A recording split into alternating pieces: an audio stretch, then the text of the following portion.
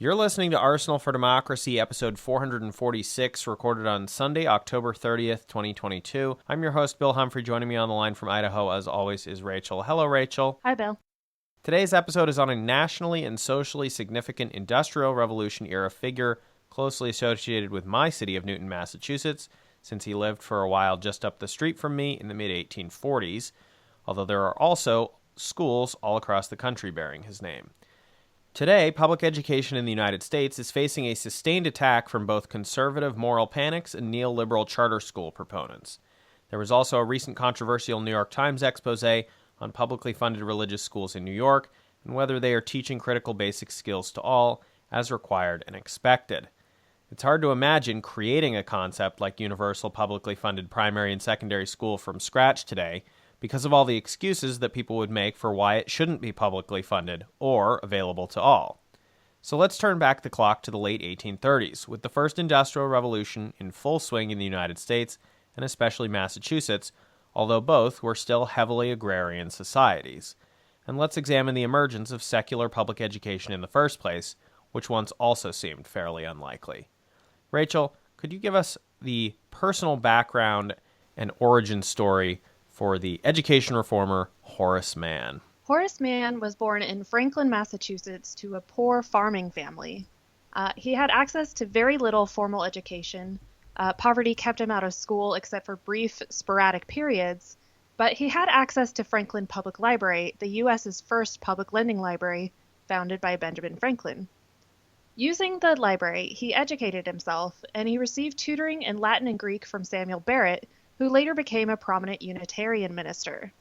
At 20 years old, Mann was enrolled in Brown University in Providence, Rhode Island, and he was able to graduate in 3 years as valedictorian. His valedictory address was about how education, philanthropy, and republicanism could be combined to solve the societal problems that beset mankind. After graduating from Brown, Mann briefly studied law under a Wrentham, Massachusetts lawyer. He also taught Greek and Latin and worked at the library at Brown University for a couple of years. After a short stint at Brown, Mann studied law at Litchfield Law School in Connecticut, and in 1823 he was admitted to the Massachusetts bar. He lived in Dedham, Massachusetts, practicing law for a few years, and in 1827 Mann was elected to the Massachusetts House of Representatives, where he served until 1833.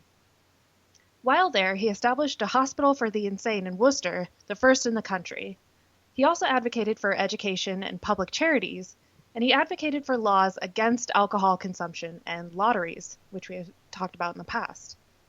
In 1833, Mann moved to Boston, and in 1835 to 1837, he served in the Massachusetts State Senate.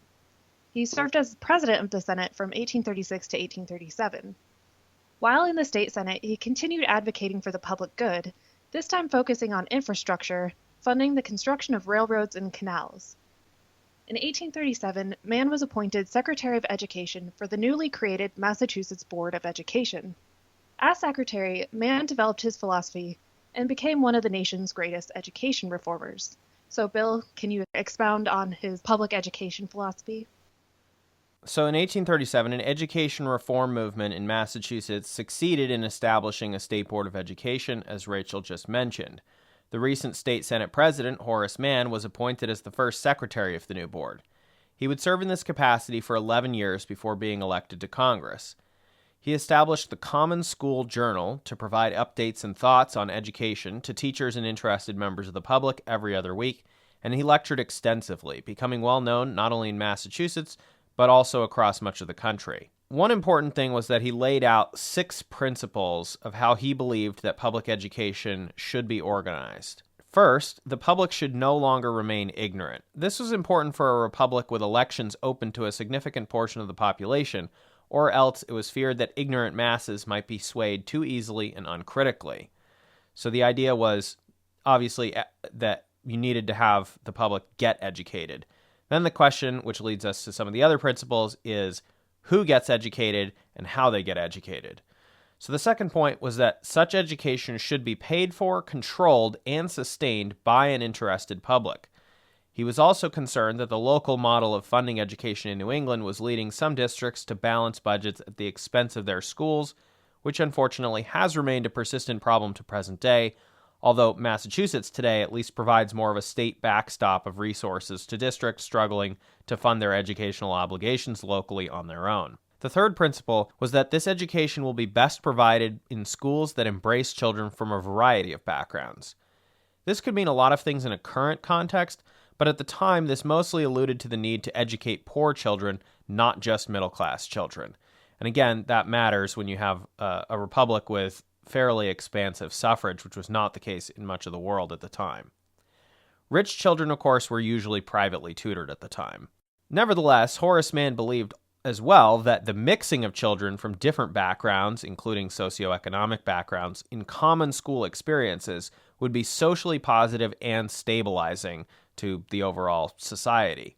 Unfortunately, given local population sizes and the prevalence of children leaving seasonally for extended periods to help out on the farm, Mann's vision for this intermixing concept in most communities also meant one-room schoolhouses, which we now understand are extremely inconvenient to teaching material successfully to a group of kids hugely varied in ages. So that is something to remind yourselves as we're discussing this. As I said in the intro, as I said earlier, Massachusetts was definitely a major center of industrialization in this period, but still we're really not, for the most part, talking about big urban centers.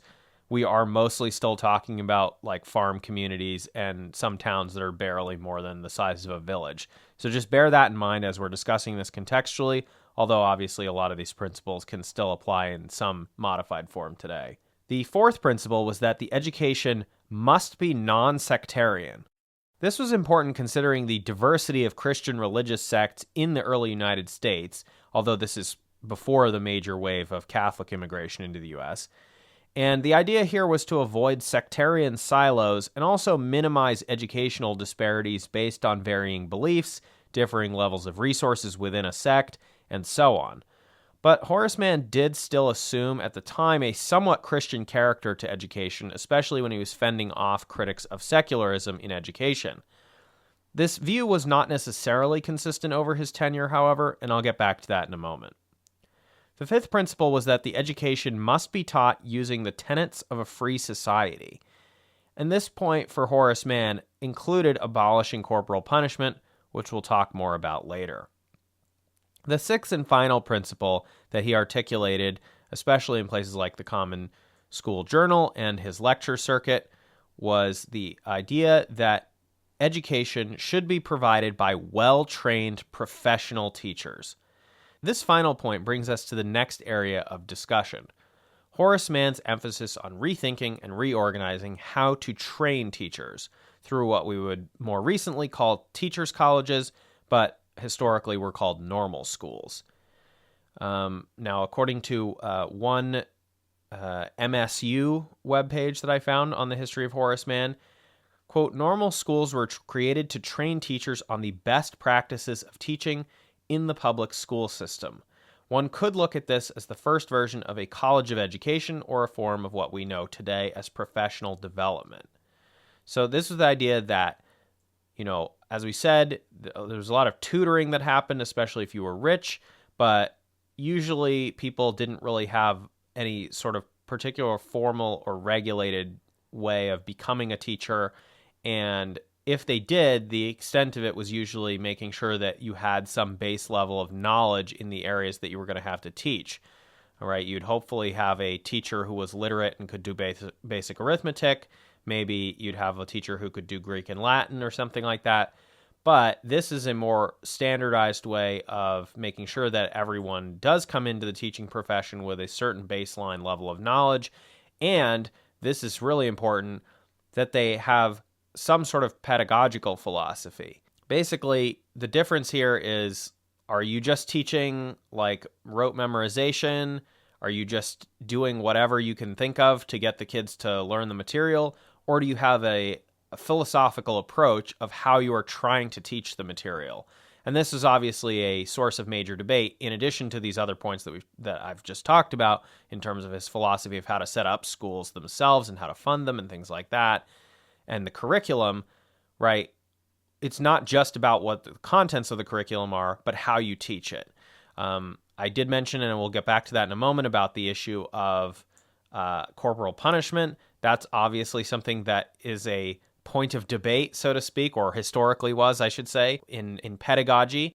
Do kids learn better if you punish them physically for not learning the thing you want them to learn? Should children of the younger ages have more of a, playing with blocks and that kind of thing approach, right? That ends up being the model for kindergarten later. And so before this point, this was not really something that was thought about that extensively. It was thought about a little bit in Europe, but within the United States, this was not heavily thought about. So the idea of having these normal schools to train teachers is not just about making sure they know the material they're going to be teaching, but also that they understand best practices of how to teach and how to make sure that the kids are learning the material as much as possible, especially when they have to periodically leave for several weeks at a time to go do farm work. Horace Mann, beginning his work as Secretary of the Board of Education in 1837, the same year as the founding of Mount Holyoke Female Seminary in western Massachusetts, also placed a great emphasis on female teachers, not male teachers, because he believed that women were naturally better educators and a positive influence on children. So bear in mind, at the time, men were generally teachers, women were generally not teachers, except if you're possibly talking about some of those private tutoring contexts, maybe for, rich girls to get educated and so forth. But this view that Horace Mann had, that women were naturally better educators than men and should be prioritized, is probably reasonably consistent with a wider set of cultural beliefs growing at the time in the United States and for several decades prior, which is embedded in the concept known retrospectively by later 20th century historians as Republican motherhood, where women were no longer expected to remain uneducated because they were in fact now expected to transmit important American Republican values to the next generation. Obviously, earlier on, before the Horace Mann era, this would have been through the motherhood process, right? You would teach your own children these concepts, and they wouldn't necessarily go to school. But now, if we're thinking in late 1830s and into the 1840s with Horace Mann, how to set up public education system, you transfer that basic idea over to having female teachers teaching the next generation. Now, in practice, of course, implementation of Republican motherhood type ideas had been intermittent and uneven at best in the late 18th century and early 19th century in the United States. But by the 1850s, Mann and those who agreed were beginning to carry the day, and teaching was increasingly a feminized occupation over the rest of the 19th century. Of course, many of the newly educated Northern women became prominent abolitionists, something Horace Mann would have appreciated, as we'll talk about, and of course, they also became first-wave feminist suffragists. So let's talk about discouraging corporal punishment, because I've mentioned it a few times, but it's also a topic that is weirdly back in the news lately in some conservative U.S. school districts who are trying to reimpose it, allegedly at the request of parents, which is probably true. And that is, of course, if they're not barred explicitly by state law from doing so. Many states, of course, now have bans against corporal punishment in schools. Horace Mann was not especially successful in his lifetime, or indeed for more than a century after his lifetime on this point, but he did argue extensively for ending corporal punishment in schools, and that's something that at least some schools and some districts took to heart when adopting his ideas. At the time, and this is now quoting from a piece reported on by American Public Media, at the time, the teacher's job was not only to teach basic reading and arithmetic. School would train children how to behave, how to be members of society, be good citizens, be responsible. Teachers commonly used corporal punishment in the form of a switch, cowhide, or ruler. Students knelt on sharp objects or stood for long periods of time. The authority of teachers to discipline students came from a legal term from English common law in loco parentis, which translates to in the place of a parent. This gave teachers a lot of discretion, yet many criticized corporal punishment for its ineffectiveness. Education reformer Horace Mann called it a relic of barbarism, and he argued that students should learn how to monitor their own behaviors. Still, educators agreed that discipline was, in some form or another, an inherent part of a teacher's job. End quote. This discipline point is significant as well, because he's not just saying there should be no discipline in schools, he's just arguing that corporal punishment is not the way to do this, but in fact he did really prioritize discipline quite a bit. And we can see this a lot with his Horace Mann's famous trip to Prussia to study the schools there, and the lingering influences, even to present day, on Massachusetts schools from the Prussian school system in northern Germany of the period. Quoting now from the Wikipedia page for Horace Mann, talking about this trip, Mann hoped that by bringing all children of all classes together, they could have a common learning experience.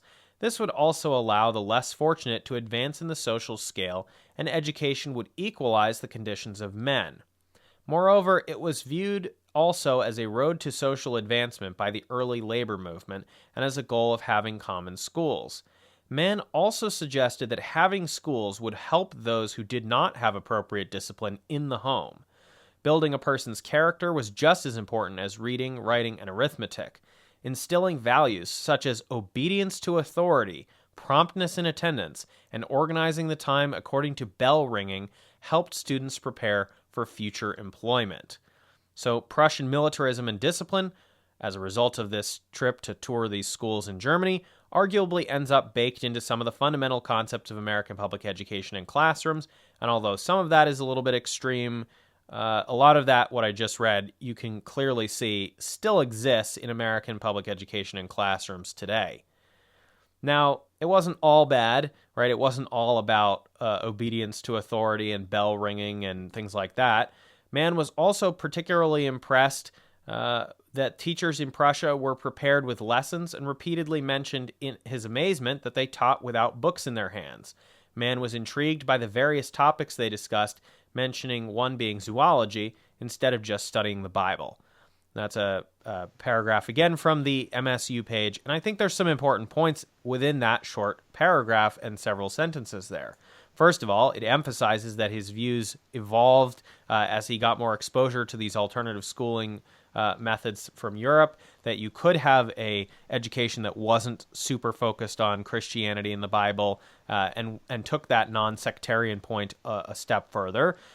You could also see these pedagogical concepts, the idea of preparing lesson plans in advance, not just winging it on the day of, being so prepared that you don't have to teach with a book in your hands, so you're not just reading off of something and making the kids memorize it. But in any case, eventually his time came to an end as Secretary of the Board of Education in Massachusetts, and Rachel will take over with the later stage of his career. So in 1848, after 11 years of service, Mann left the Massachusetts Board of Education to fill the vacant U.S. House seat that John Quincy Adams held until his death. From the very beginning, like his predecessor, Mann was openly anti-slavery. His first speech, which would not have been allowed less than 4 years earlier under the U.S. House's infamous gag rule on debating slavery, which John Quincy Adams had finally gotten lifted. So his first speech was about excluding slavery from U.S. territories in the West. Regarding the Wilmot Proviso, a proposal to ban slavery in territories seized from Mexico in the Mexican-American War, Mann wrote in a letter, quote, "I really think, if we insist upon passing the Wilmot Proviso for the territories, that the South, a part of them, will rebel, but I would pass it, rebellion or not. I consider no evil so great as the extension of slavery," end quote. And we'll have another congressional quote from Horace Mann at the end of this episode on the topic of anti-slavery as well. In 1850, Mann feuded with Massachusetts U.S. Senator Daniel Webster. Webster was soon to be U.S. Secretary of State. The feud was over Webster's support for the Compromise of 1850, which extended slavery into the territories and strengthened the Fugitive Slave Act. Mann called Webster's support a, quote, "vile catastrophe," unquote, and compared Webster to, quote, "Lucifer descending from heaven," end quote. So Mann did experience some backlash for his remarks. He lost at the Whig nominating convention for his representative seat. However, Mann ran as an anti-slavery independent candidate and was reelected to his House seat, serving until 1853. He ran and lost for a race for the Massachusetts governorship in 1852, and then he left politics in 1853 to become the first president of Antioch College in Yellow Springs, Ohio. It is worth noting that although Horace Mann was successful in proliferating many of his public education ideas across New England and some of the rest of the North during the 1840s, there were vast sectional differences in the level of industrial and human development, especially prior to the American Civil War, And it was not until the Reconstruction period and the end of slavery that wide-scale public education was attempted in the American South. When Reconstruction was abandoned, so too were many of these experiments in education, especially for former slaves. Or at the very least, in areas where public education remained, the efforts were significantly modified and certainly segregated with unequal resources allocated. The trajectory of Southern public education went off in a very different direction than Northern schools, but the principle of public education was kept alive in Southern states' constitutions despite the inequities between the races. So the principle was kind of enshrined in the state constitutions, but in practice, the principle was gravely injured, but it still kind of was kept alive. And for more on this, you can listen to our friend Patrick's episode of his podcast, Conspiracy You Can Believe In, where he discusses Alabama educational and constitutional movements in the Redeemer era. And of course, we will be linking those in our show notes. Horace Mann might have been a public education pioneer, but many of his views that were revolutionary at the time would today be regarded as very unfortunate and wrong. For example, he was into the pseudoscience of phrenology, like many of his peers, and he had some other views that we would now consider bad or eccentric, like his hostility to alphabet-based literacy, which again gets into this pedagogy debate point. Now, on the other hand, for the first point, Mann saw education as a cure to purported phrenological obstacles so that these alleged skull defects supposedly shaping personality and mental traits would not be permanent barriers dooming someone to failure. So I suppose in that sense, it's a more progressive view of phrenology and that education can overcome that, and it's not a permanent debilitation that you can't beat from birth. And on the other hand, for the second point, which was his hostility to alphabet-based literacy, this one was something that jumped out at me, and I gave it some thought on my own as to why he might have had that perspective.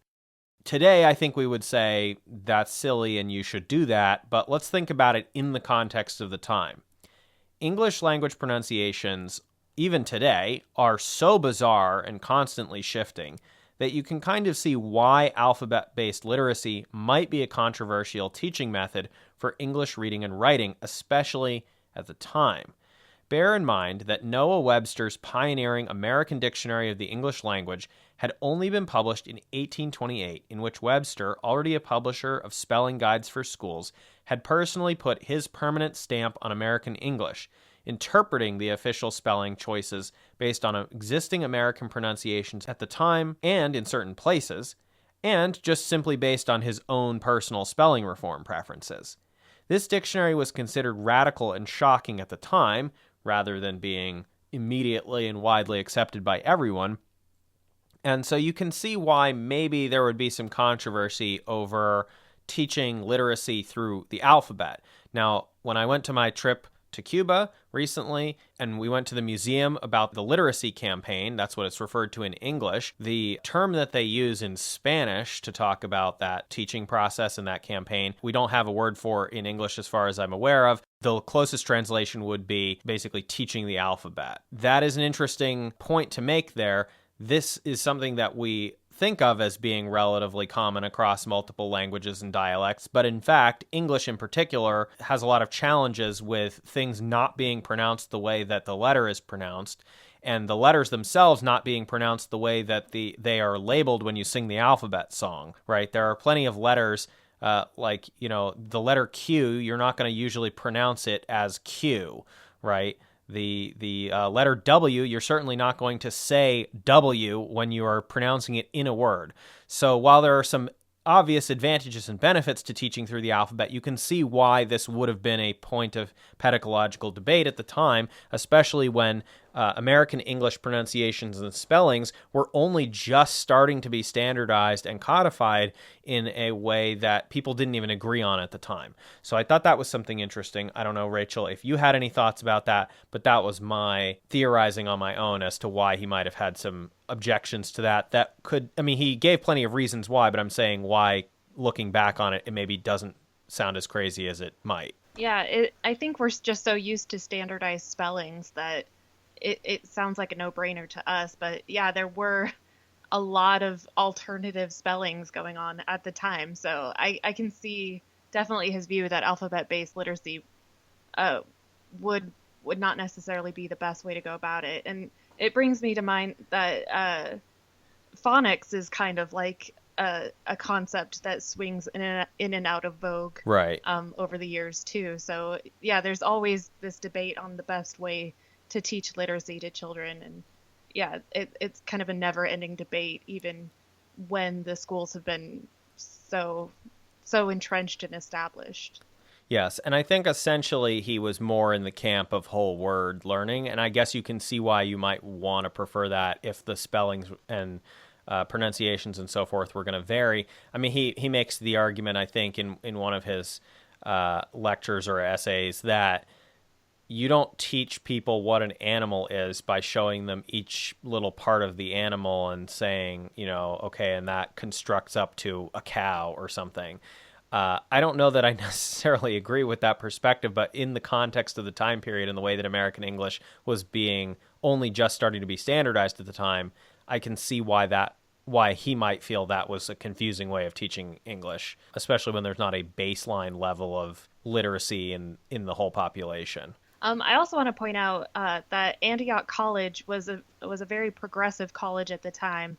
It was a co-educational institution. It was the fourth college that allowed women to enroll, and it was also non-sectarian, which aligns with Mann's views, and also it didn't condemn or condone African Americans from enrolling, and they did have some African American students shortly after they were open. One of the courses of study, like what we would consider a major today, was pedagogy, right? So like it would be like a teacher's college, except they did offer other things as well there. Yeah, so it was very progressive and very in line with his views. Now, to close out this episode, Rachel, we have two extremely metal quotes. If you want to take the first one, this is a Horace Mann quote from that December 1848 speech that you cited earlier on the anti-slavery topic that he made in the U.S. House. All right, so if you want to hit us with that quote, and then I will hit us with the second quote. I think the country is to experience serious times. Interference with slavery will excite civil commotion in the South, but it is best to interfere. Now is the time to see whether the Union is a rope of sand or a band of steel. I guess we would consider that today to be accelerationism, the idea of forcing the crisis in the South, forcing them to have to make a decision and potentially secede and be held in against their will and forced to change their policies against their will. And he did not agree with that accommodationist perspective, and I think that's an interesting, very 1840s Massachusetts abolitionist view, certainly, and one that we would celebrate. The second quote, which is from an 1859 commencement address shortly before his death at Antioch College in Yellow Springs, Ohio, where he was the college president, as Rachel said, and is now the motto of the Antioch College, and I really relate to this quote and find it completely fascinating, is, "Be ashamed to die until you have won some victory for humanity." Certainly how I wish to live my life, for sure. I really appreciate the sentiment. Absolutely. All right. Well, Rachel, thank you for coming on this week to talk about this important figure in American society from the first Industrial Revolution period. Yeah, I definitely wasn't as familiar with him as you were, being from Massachusetts. It was a very interesting topic.